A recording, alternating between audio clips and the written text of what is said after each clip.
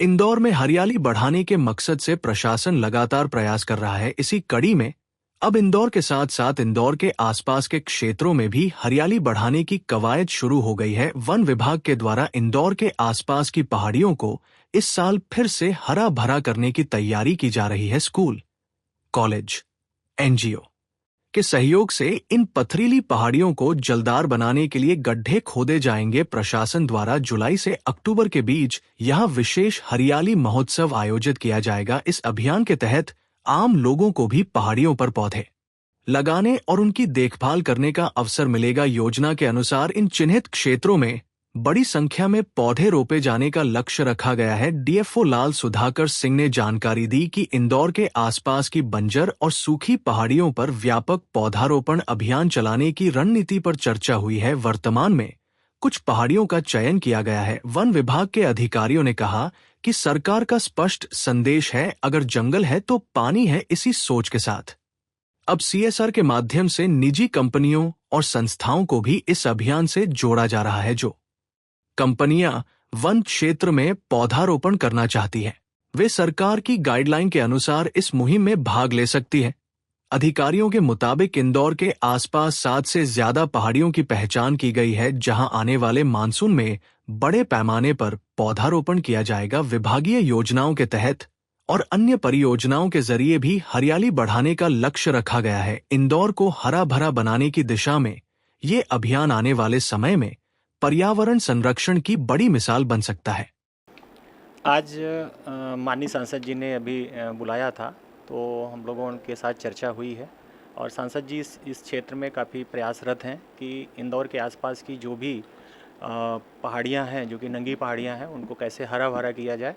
इससे पहले सांसद जी ने अभी नगर वन के लिए भी प्रयास किया है, जिस पे उन्होंने न केवल राज्य स्तर पे बल्कि उन्होंने अपना केंद्रीय स्तर पर भी भारत सरकार में भी उन्होंने प्रयास किए हैं कि इंदौर ज़िले में जैसे अभी हमारे 2 नगर वन हैं, वन विभाग जो कि अभी बनाया है, तो इसके अलावा भी 3-4 नगर वन का उन्होंने मतलब प्रपोजल भेजा भारत सरकार को।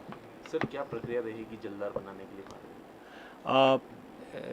निश्चित रूप से अगर जंगल है तो पानी है, और पहला प्रयास तो यही अभी सर का ये था कि सीएसआर के माध्यम से जो भी अगर कोई प्राइवेट लोग भी अगर इनमें करना चाहते हैं, प्राइवेट व्यक्ति या प्राइवेट कंपनियां कोई भी अगर प्लांटेशन में वन क्षेत्रों में प्लांटेशन करना चाहती हैं, तो उनको भी सीएसआर सीईआर जो कि एक मतलब सरकार की गाइडलाइन है, उसके अनुसार वो भी पार्टिसिपेट करके प्लांटेशन में भाग ले सकते हैं। तो उस पर भी चर्चा हुई है।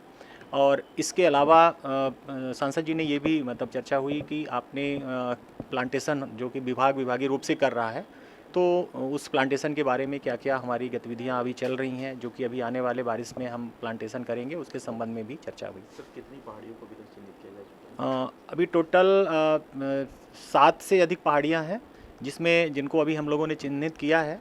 और इसके अलावा विभागीय रूप से भी हमारे अभी कैंपा पीसीसीएफ आए थे, तो सर का भी यही निर्देश था कि इंदौर के आसपास की जितनी भी नंगी पहाड़ियां हैं, उन पहाड़ियों को किस तरह से हम एसएमसी कार से प्लांटेशन के माध्यम से उनको घेर करके और उनको हरी भरी बनाएं। पूर्व में क्या ऐसा कोई एक्सपेरिमेंट किया जा चुका है? अभी हम जो है दतूनी एक पहाड़ी है जो कि अभी पुलिस के पास है, मतलब उनके पोजीशन में है, पुलिस फायरिंग रेंज है।